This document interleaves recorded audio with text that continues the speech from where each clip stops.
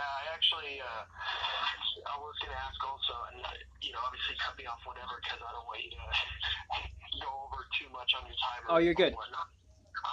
But down here, I mean, I should say in Florida, you got everything figured out with how you're working with farms and working with the state. Some of us out here obviously have never even probably owned a business before or done anything like this.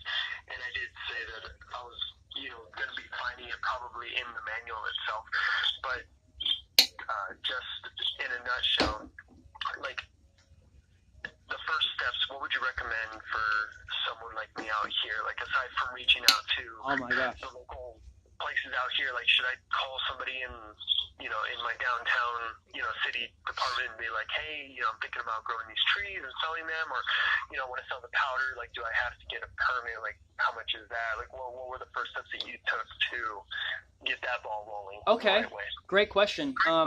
I started on private properties because I was concerned that public spaces may had been sprayed with Roundup. I was concerned that also public spaces are also using reclaimed water. So Yeah. I love your message. I love that you're going out there. You're asking people if you can plant trees. I said it here actually in this show.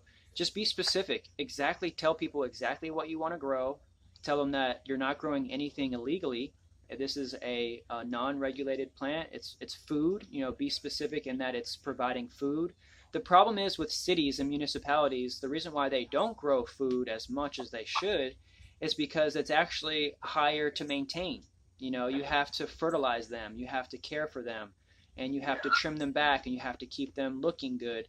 The reason why they choose certain trees is because they're aesthetically pleasing, they're low maintenance, they may be deciduous. The problem is with moringa is that it produces a drumstick, which can then rot on the tree, which can then attract pests and bugs if it's not Okay. cared for. Now, Yeah. if it's in a private property, a farm, or a place like that, that is kind of out of the public view, it's not necessarily in the middle of the public eye, then you can maintain it a little bit better by letting it go. Say, let it go. Maybe let it go straggly. Let it go a year or two without harvesting, so that way it can get a bunch of seed pods on it.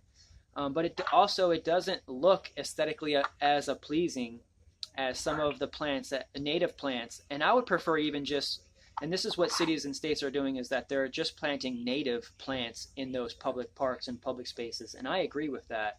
And that's why I wanted to talk about more about the invasiveness and characteristics and qualities of moringa. It's very low on that list. It's not a vine. The only reason why it's on that list is because it has wings on the seeds and because you can grow it from a cutting. Yeah. And those wings on the seeds allow it to possibly fall further away from the tree. But what I've